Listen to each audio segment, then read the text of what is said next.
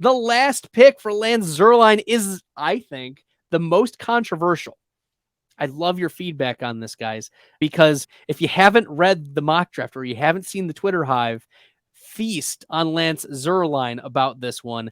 You guys are going to be all over it. It is the 1.31, the last pick in the first round. Kansas City is projected by Lance Zierlein to take Cedrick, a redshirt senior out of Tennessee. Now you're like, wait a minute. Where have we seen Tillman drafted in the first round? And the answer is almost never. Like the trend for Cedrick Tillman right now on PFF, this is the trends. His 50th percentile draft is 90th overall. So a back end of the third round for Cedrick Tillman.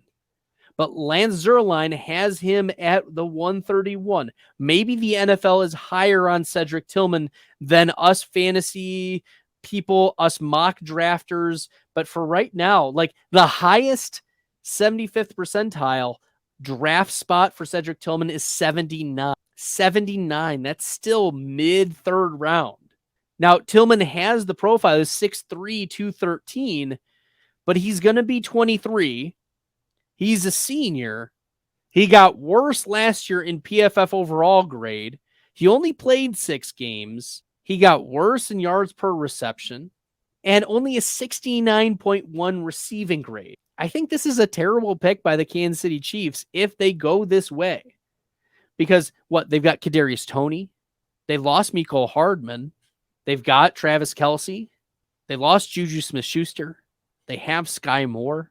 So I guess maybe they need an alpha. I don't think they need an alpha, but maybe Lance Zierlein knows something that we don't about what the Chiefs plan to do.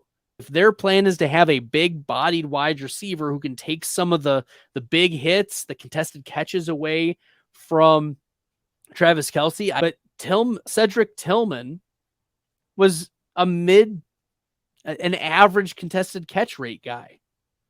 Okay, and a 65.2 grade versus man coverage. This is not like a player that gets you excited based on what we get, what scouting grades we get, what counting stats we get. And I know that he had been injured. He's got a big frame, which is a plus. He's a vertical tree X receiver, but PFF projects him for a 4th round. The mocks have him at the end of the 3rd. PFF puts him at the 4th round.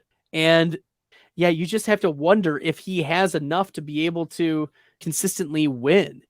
PFF projects him to have shades of Bryan Edwards. And we saw how that lizzled out. Bryan Edwards, a 3rd round pick. It was one of those John Gruden picks that just didn't hit.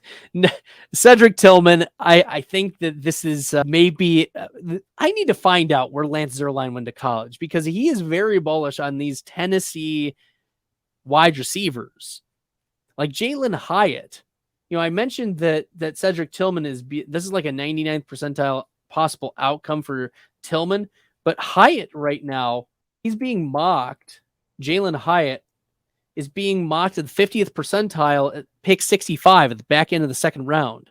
But in this mock draft, I mentioned earlier, Jalen Hyatt 1.21. So I think that there's a disconnect between what we see and what mock drafters are seeing and what Lance Zierlein is seeing, or maybe he's getting information that we don't have about how the league views these Tennessee receivers. And if it's positive about Jalen Hyatt and it's positive about Cedrick Tillman, then maybe there's more smoke to this. Maybe there's fire to the smoke of Hendon Hooker moving into the 1st round, because we've seen some trends upward for Hendon Hooker.